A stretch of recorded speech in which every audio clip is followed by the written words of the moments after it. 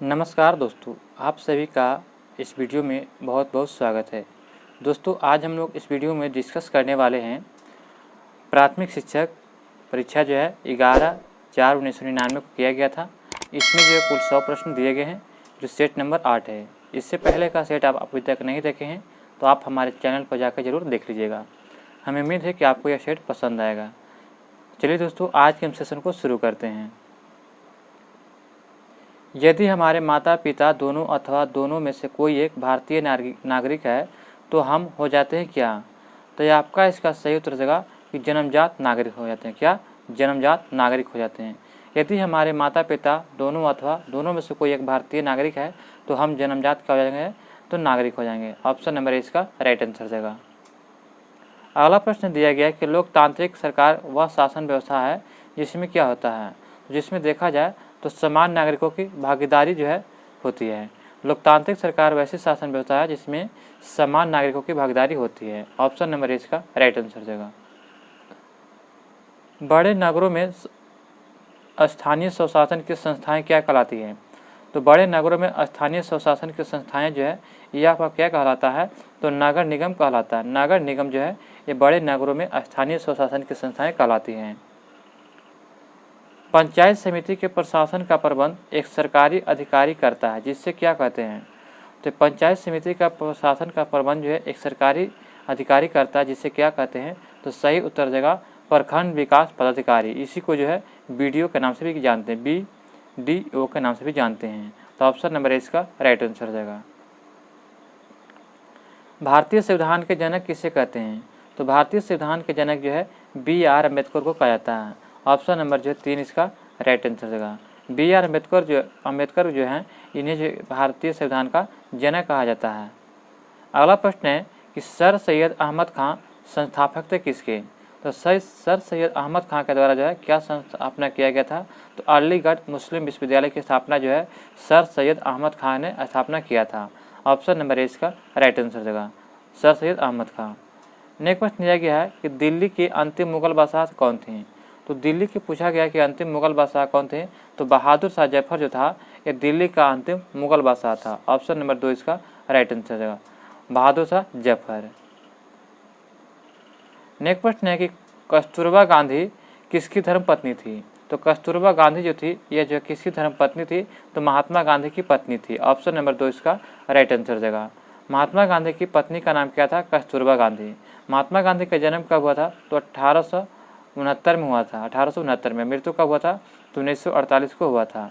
2 अक्टूबर 1869 को जन्म हुआ था महात्मा गांधी को, और जो 30 जनवरी 1948 को मृत्यु हुआ था। तो ये ध्यान रखिएगा।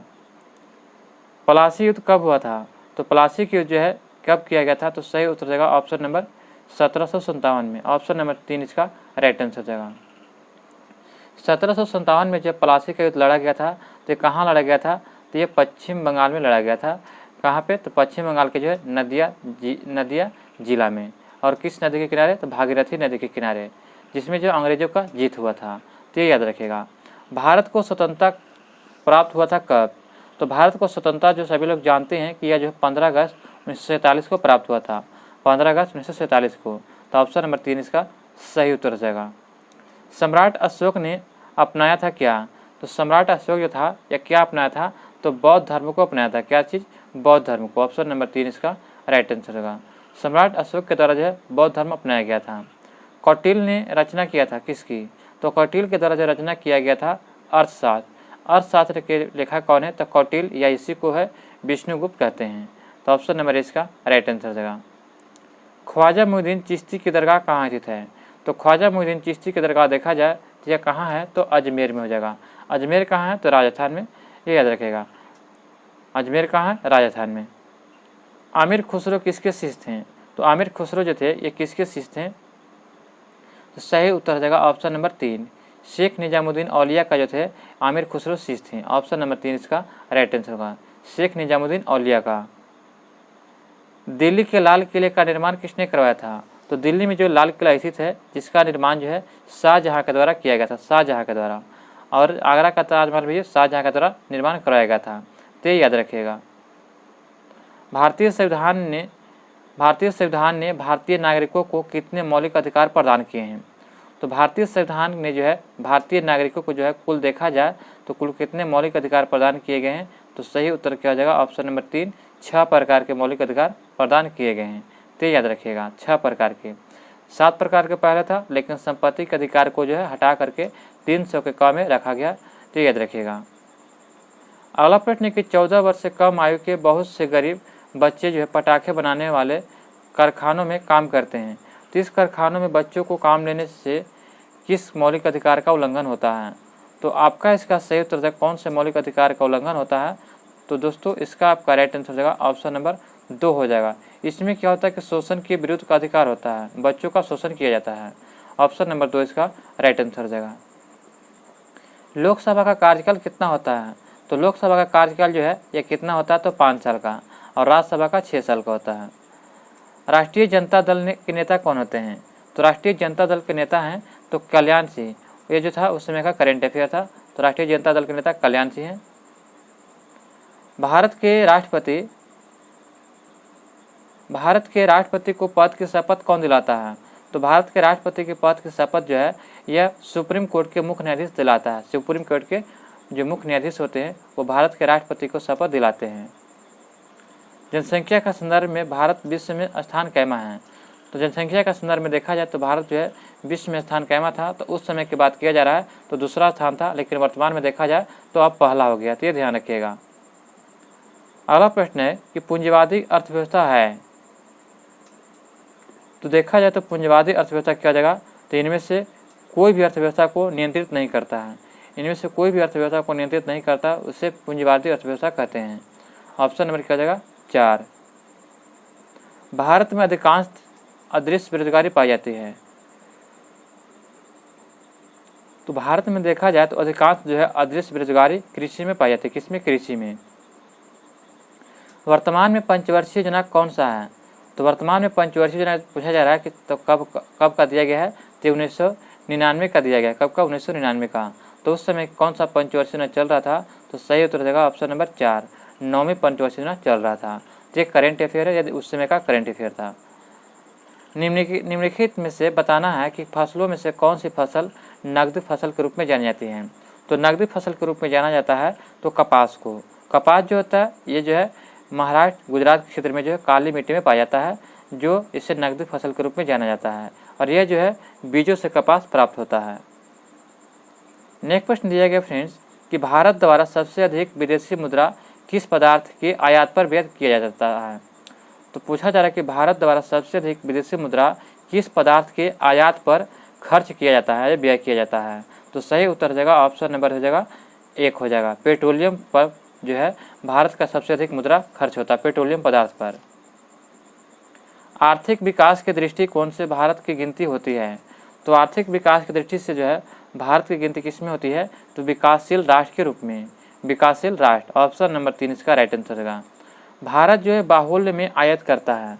तो भारत बाहुल्य में आयात करता है, तो सही उत्तर क्या हो जाएगा? तो यह जो एलपीजी गैस जो बहुलतम आयात करता है, तो 2 इसका राइट आंसर हो जाएगा।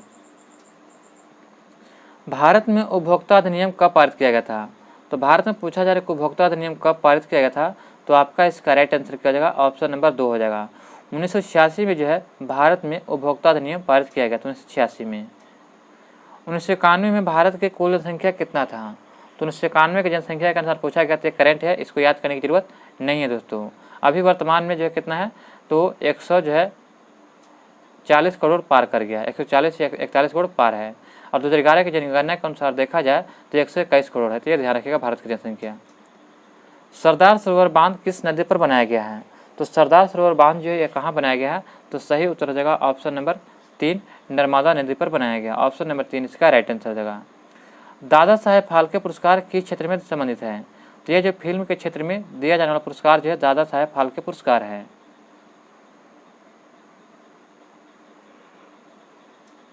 किस राज्य में एलोरा की गुफाएं स्थित हैं?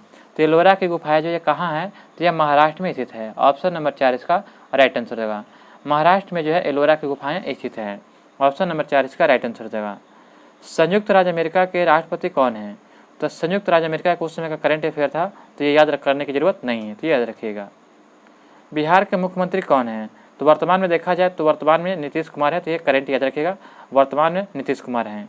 उस समय राबड़ी देवी था, ये याद रखिएगा। जॉर्ज फर्नांडिस, तो जॉर्ज फर्नांडिस जो थे ये क्या थे?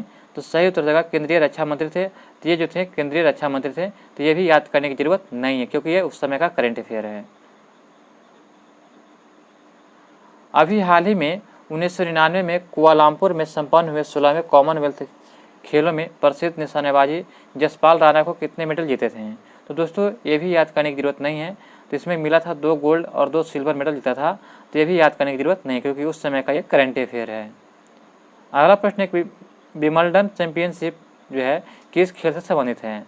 तो विंबलडन जो है किस खेल से संबंधित है? तो आपका इसका राइट आंसर होगा ऑप्शन नंबर 4 टेनिस से संबंधित है। तो ऑप्शन नंबर 4 इसका राइट आंसर होगा। संयुक्त राष्ट्र संघ के वर्तमान सेक्रेटरी जनरल कौन है? तो संयुक्त राष्ट्र संघ के वर्तमान सेक्रेटरी जनरल जो किससे बनाया गया है? तो ये था उस समय कोफी अन्नान। तो ये भी याद करने की जरूरत नहीं है, इस समय का करेंट अफेयर था 1999 का। APJ अब्दुल कलाम को सम्मानित किया गया था किस लिए? तो सॉरी, APJ अब्दुल कलाम को सम्मानित किया गया था 1999 में। तो सही उत्तर देगा ऑप्शन नंबर 4 भारत रत्न से सम्मानित किया गया था। तो ये भी करेंट अफेयर ध्यान रखिएगा।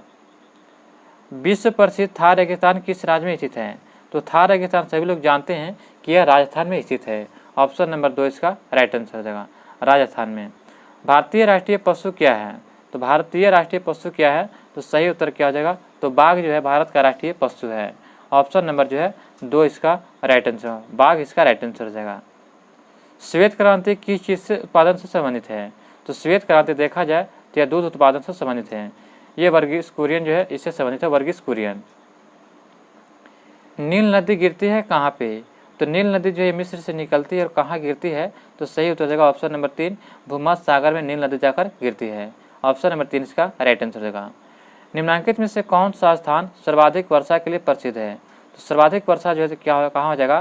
तो आपका इसका राइट उस समय था ऑप्शन नंबर 2 चेरापूंजी था। तो चेरापूंजी और मासेराम दोनों देता है, तो वर्तमान में मासेराम हो गया है, उस समय चेरापूंजी था। कोचीन प्रसिद्ध है किस लिए? तो कोचीन जो सभी लोग जानते हैं कि यहाँ पे जो है जहाज निर्माण के लिए प्रसिद्ध है। ऑप्शन नंबर इसका राइट आंसर होगा। कोचीन जो है केरल में है, जो जहाज निर्माण के लिए प्रसिद्ध है, पानी वाले जहाज के निर्माण के लिए। अगला प्रश्न हमारा दिया गया है दोस्तों कि काला सागर किस देश के दक्षिण में है?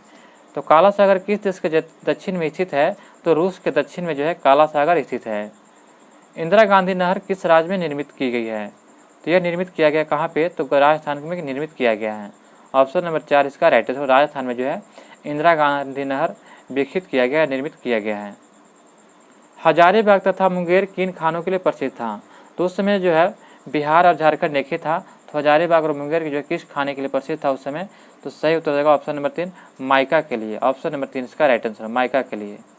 भारत में आलू कौन लाए थे? तो भारत में आलू को लाने का श्रेय किसे जाता है? तो पुर्तगालियों ने आलू लाया था भारत में। ऑप्शन नंबर 4 इसका राइट आंसर होगा। तंबाकू भी जो है पुर्तगालियों ने ही लाया था। यहाँ पे दिया गया है कि यहाँ पे जो है कि 4 किलोमीटर प्रति घंटा के वेग से जो बारिश ऊर्ध्वाधर जो है नीचे की ओर गिरती रहती है, तो प्रति घंटा 3 किलोमीटर के वेग से एक आदमी सीधा रास्ते पर गति कर रहा है, तो आदमी का सापेक्ष बारिश का अपेक्षित गति प्रति घंटा कितना होगा? तो इसका प्रति घंटा हो जाएगा ऑप्शन नंबर 3 हो जाएगा 5 किलोमीटर। ऑप्शन नंबर 3 होगा 5 किलोमीटर। निम्नलिखित में से किस जगह जी का मान सर्वाधिक होता है? तो सभी लोग जानते हैं दोस्तों को जी का मान जो है कहाँ पे सर्वाधिक होता है? तो ऑप्शन नंबर क्या हो जाएगा? तो 4 इसका राइट होगा, अंटार्कटिका पे, यानी कि ध्रुवों पर जो है जी का मान सबसे अधिक होता है, अब विषुवत रेखा पर सबसे कम होता है। एक वस्तु का जड़त्व की प्रत्यक्ष निर्भरता होती है, तो सही उत्तर हो जाएगा ऑप्शन नंबर हो जाएगा 1 हो जाएगा, द्रव्यमान पर। एक वस्तु की जड़त्व की प्रत्यक्ष निर्भरता द्रव्यमान पर होती है। एक वस्तु का वजन अधिकतम होता है कहाँ पे? तो एक वस्तु का वजन अधिकतम देखा जाए तो कहाँ पे होता है? तो सही उत्तर हो जाएगा ऑप्शन नंबर क्या हो जाएगा? तो 54 के जो हो जाएगा पृथ्वी के सतह से 100 किलोमीटर ऊपर। ऑप्शन नंबर जो है 4 इसका राइट आंसर हो जाएगा। सॉरी, यहाँ पे दिया गया दोस्तों कि एक वस्तु का वजन अधिकतम कहाँ होता है, तभी हमने देखा कि ये जो पृथ्वी है ये पृथ्वी पर भूमध्य रेखा है, तो यहाँ पे बीच में जो है सबसे कम होगा, क्या होगा? यानी वजन क्या हो जाएगा? कम हो जाएगा, और एक ध्रुवों पर जो हो जाएगा अधिकतम हो जाएगा, प्लस हो जाएगा, यानी कि दोनों ध्रुवों पर अधिकतम हो जाएगा, विषुवत रेखा पर कम। तो ऑप्शन नंबर 1 इसका राइट आंसर हो जाएगा। 100 किलोमीटर की दूरी पर 2 रेलगाड़ी दिया गया, तो ये मैथ का प्रश्न दिया गया है। तो 55 का आपका राइट आंसर हो जाएगा ऑप्शन नंबर हो जाएगा, यानी कि 4 हो जाएगा 59 किलोमीटर। अगला प्रश्न दिया गया है कि एक व्यक्ति 5 मीटर की दूरी पर आर पार एक भार को लेकर जाना है, तो अधिकतम कार्य किया जाता है, जबकि वह क्या होगा? तो इनमें से कोई नहीं हो जाएगा, क्योंकि जो है इसमें जो है लंबवत अगर लंबवत जो है ऊपर की ओर उठाता है तो उसमें अधिक कार्य लगेगा। लंबवत ऊपर की ओर उठाता है तो उसमें अधिक कार्य लगेगा। तो इनमें से कोई नहीं हो जाएगा, ऑप्शन नंबर हो जाएगा 4। एक बस, एक कार, एक मोटर साइकिल एक ही गति ऊर्जा में गति करते हैं, तो ब्रेक के प्रयोग द्वारा समान मंद बल देते हुए उन तीनों में विरामावस्था में लाया जाता है। तो तीनों में से कौन जो कम दूरी रुकेगा? तो कौन जो है कम दूरी पर रुकेगा? तो सही उत्तर हो जाएगा 57 के 3 हो जाएगा, यानी कि मोटरसाइकिल, क्योंकि जो ये हल्का होता है और जो भारी होगा यह ज़्यादा दूरी तक जाएगा। ध्वनि का वेग, तो ध्वनि के वेग के बारे में दिया गया है, तो सही उत्तर हो जाएगा ऑप्शन नंबर 2। सूखी हवा में और नमी हवा में अधिक होती है, ऑप्शन नंबर 2 इसका राइट आंसर हो जाएगा। नेक्स्ट क्वेश्चन दिया गया है कि एक लड़की जो बैठे हुए एक झूला झूल रही है, यदि वह लड़की झूले पर खड़ी हो जाएगी तो झूलन की अवधि क्या हो जाएगी? तो अगर लड़की जो झूले पर खड़ी हो जाती है तो आपका इससे हो जाएगा कि घट जाएगी उसका दोलन के काल। दोलन किस समय अवधि क्या हो जाएगी? तो घट जाएगी, 59 के क्या हो जाएगा? तो ऑप्शन नंबर 2 हो जाएगा, घट जाएगी। 2 रेलगाड़ी जो है संधियों के बीच अंतराल रखा जाता है। देखते हो कि 2 पटरी होता है, इस प्रकार से पटरी यहाँ पे जोड़ रहता है, तो थोड़ा सा जो गैप दिया जाता है ताकि जो गर्मियों में फैलेगा तो ये जो है वो एक के ऊपर चढ़ ना जा सके।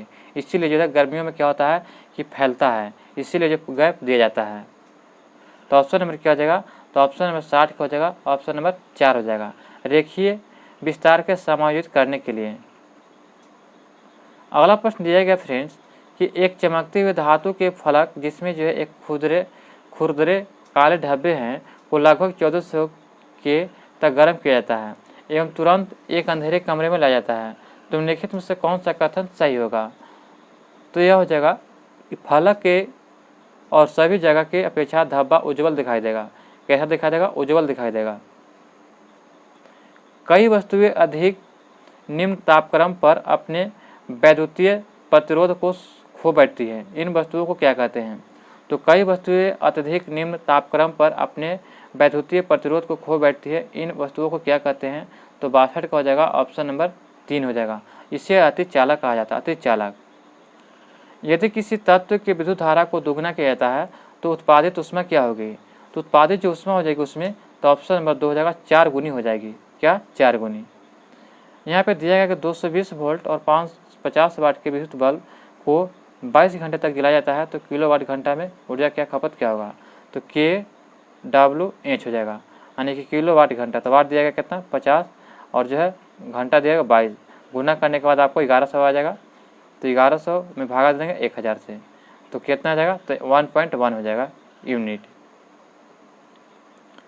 निम्नलिखित में से कौन सा कण एक परमाणु के द्रव्यमान को निर्धारित करता है? तो निम्नलिखित में से कौन सा एक कण जो है एक परमाणु के द्रव्यमान को निर्धारित करता है?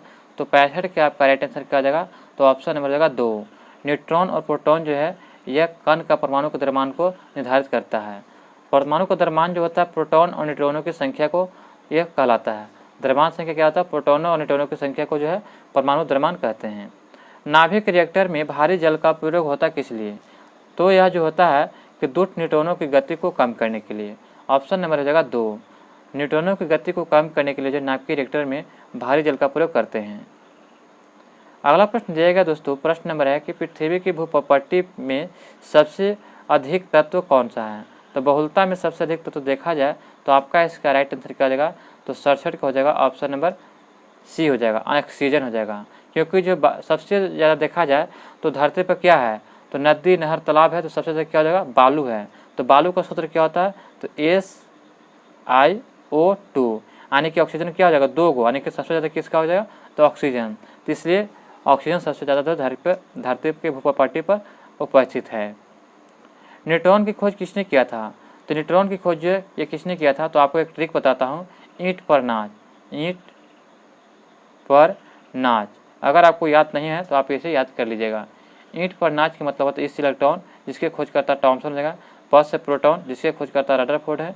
और न से न्यूट्रॉन जिसके खोजकर्ता चैडविक है। तो यहाँ पे न्यूट्रॉन पूछा गया था, तो न्यूट्रॉन के खोजकर्ता जेम्स चैडविक हो जाएंगे। तो ऑप्शन नंबर 3 इसका राइट आंसर हो जाएगा। अगला प्रश्न कि तत्व जिसमें विभिन्न नाभिकीय आवेश परंतु समान द्रव्यमान संख्या होते हैं। तो समान द्रव्यमान संख्या क्या कहते हैं, तो इसी को जो समभारी कहा जाता है। क्या, तो समभारी का ऑप्शन नंबर हो जाएगा 4। केंद्रक का इसके न्यूक्लियन के गठन में होता है। तो केंद्रक का इसके न्यूक्लियन के गठन में क्या होता है, तो दोस्तों इसका सही उत्तर हो जाएगा द्रव्यमान में कमी होता है। केंद्रक का इसके न्यूक्लियन में किसी गठन में द्रव्यमान में कमी होता है। निम्नलिखित में से किसकी उच्चतम गलनांक होती है, तो उच्चतम गलनांक देखा जाए तो सही उत्तर हो जाएगा ऑप्शन नंबर 1, हीलियम की जो उच्चतम गलनांक होती है। निम्नलिखित में से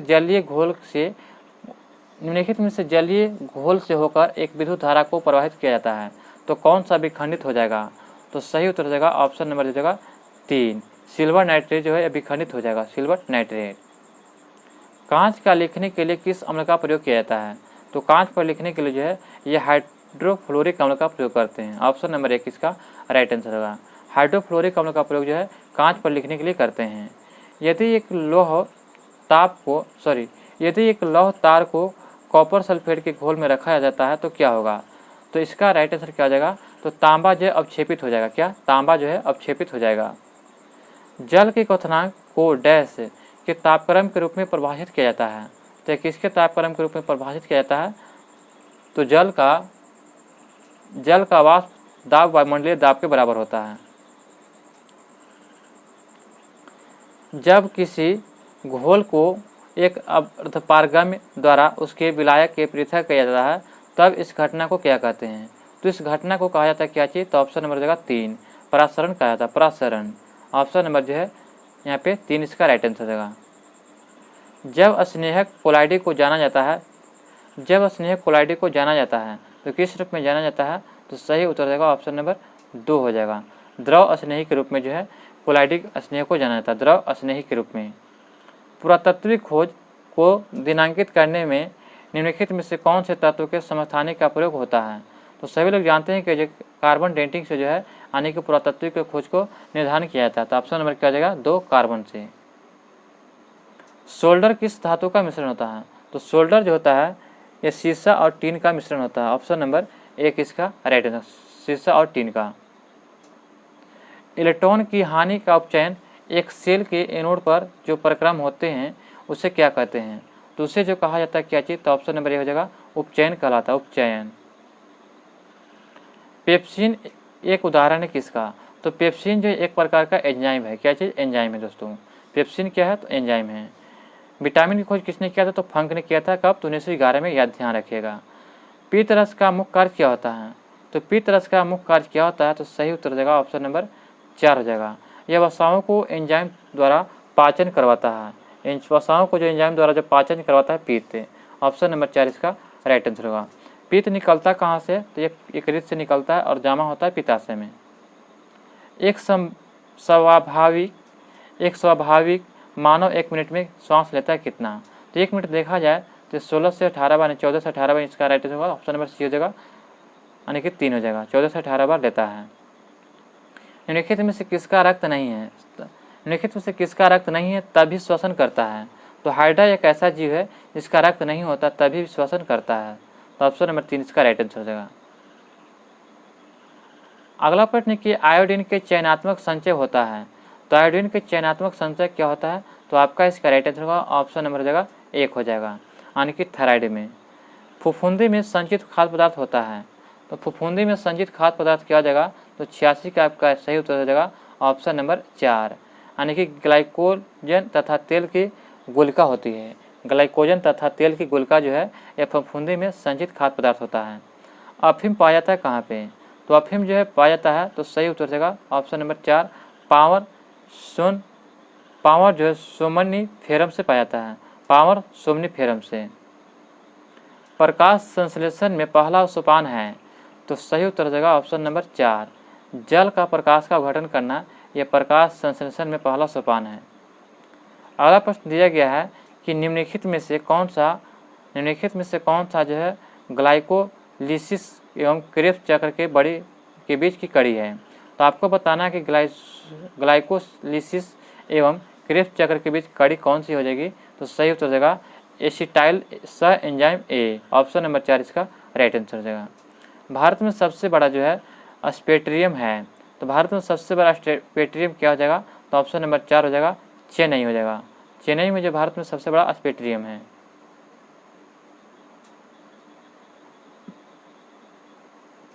पक्षियों की हड्डियां हैं, तो जो पक्षियों की हड्डियां होती है वो अवातिल होती है, क्योंकि वातिल होती बीच में क्या होती है? खोखली होती है, इसीलिए वातिल होती है। 3 इसका राइट आंसर हो जाएगा। निम्नलिखित में से कौन जो है भारत का राष्ट्रीय पक्षी है? तो मोर इसका राइट आंसर है। मोर जो है भारत का राष्ट्रीय पक्षी है। मानव मूत्र में से सामान्यतः कौन सा विटामिन का उत्सर्जन होता है? तो मानव मूत्र से सामान्यतः कौन से विटामिन का उत्सर्जन होता है? तो 93 का आपका सही उत्तर हो जाएगा ऑप्शन नंबर 2, यानी कि विटामिन जो है 2 हो जाएगा, यानी कि सी हो जाएगा। विटामिन सी जो है मानव मूत्र के उत्सर्जन होता है। अगला प्रश्न है दोस्तों कि विटामिन B6 की कमी से कौन सा रोग होता है? तो B6 की कमी से कौन सा रोग हो जाएगा? तो 94 का आपका सही उत्तर हो जाएगा ऑप्शन नंबर 3, यानी कि जो रक्तताल्पा होता है। ऑप्शन नंबर 3 इसका राइट आंसर रक्तताल्पा। नेक्स्ट प्रश्न दिया गया है कि लार परिवर्तित करता है, तो लार जो है किस में परिवर्तित करता है? तो सही उत्तर होगा ऑप्शन नंबर 4, ये श्वेताशर को मल्टोज में परिवर्तित करता है। ऑप्शन नंबर 4 इसका राइट आंसर होगा। निम्नलिखित में कौन सबसे अधिक धन विद्युत तत्व है? तो धन विद्युत तत्व देखा जाए तो हो जाएगा सोडियम जो है ये सबसे अधिक धन विद्युत तत्व है। ऑप्शन नंबर 1 इसका सही उत्तर हो जाएगा। शुष्क बर्फ किसको कहते हैं? तो ठोस कार्बन डाइऑक्साइड, सही उत्तर हो जाएगा ऑप्शन नंबर 2। हीरा है, तो हीरा क्या है? तो शुद्ध कार्बन है। ऑप्शन नंबर 4 इसका राइट आंसर हो जाएगा। एक जीवाणु कोशित प्रति मिनट में एक बार विभाजित होती है। एक जीवाणु कोशित जो है ये प्रति मिनट में एक बार विभाजित होती है। यदि यह एक प्याला को भर्ती करने में 1 घंटा लेता है, यानी कि 60 मिनट लेता है, तो आधा प्याला को भर्ती करने में कितना समय लगेगा? तो आपका इसका राइट आंसर क्या हो जाएगा? तो क्या होता है कि यहाँ पर दिया जा रहा है कि 1 मिनट में एक बार विभाजित होता है, यानी कि 1 मिनट में एक बार विभाजित होता है। तो जब मान लिए कि अगर जो 60 मिनट में पूरा भर जाता है, तो मान लिए कि अगर हम 59 मिनट में भरते हैं तो 59 मिनट में क्या हो जाएगा? आधा हो जाएगा। मान लिए कि 59 मिनट में क्या हो जाएगा? मान लीजिए कि 100 है, क्या हो जाएगा? 100 लीटर का प्याला है, ठीक है, 100 लीटर का प्याला है। इसमें जो है 60 मिनट में भरता है, कितना? 60 मिनट में। और कहा जा रहा है कि यहाँ पे कि प्रति मिनट में एक बार विभाजित होती है, प्रति मिनट में एक बार विभाजित कहने का मतलब 2 बार हो जाता है, यानी कि दोगुना हो जाता है। अगर 1 मिनट में दोगुना हो जाता है, तो मान लीजिए कि अगर 59 मिनट हो रहा है तो 59 मिनट, ठीक है, 59 मिनट, तो 59 मिनट में क्या हो जाएगा कि आधा भरा हुआ होगा, क्या? आधा भरा होगा, यानी कि 50 भरा हुआ होगा। तब न 60वां मिनट जब आएगा तो दोगुना हो जाएगा, यानी कि 100 पूरा हो जाएगा। क्या कहा जा रहा है कि 59 मिनट क्या हो गया? आधा हो गया। तो 60वां मिनट क्या कर रहा है, यानी कि 1 मिनट में क्या हो रहा है कि प्रति मिनट में एक बार विभाजित होता है, एक बार। तो एक बार विभाजित होगा, यानी कि दोगुना हो जाएगा। विभाजित होगा तो कितना हो जाएगा? तो दोगुना हो जाएगा। तो दोगुना हो जाएगा तो 50 और 50 कितना हो जाएगा? 100 हो जाएगा। तो आपका इसका सही उत्तर हो जाएगा ऑप्शन नंबर 4 हो जाएगा, यानी कि 59 मिनट में। नाइट्रोजन का स्थिरीकरण करने में समर्थ एक मुक्त जीवी जीवाणु कौन है? तो मुक्त जीवी जीवाणु कौन हो जाएगा? तो आपका इसका सही उत्तर हो जाएगा ऑप्शन नंबर 2 हो जाएगा।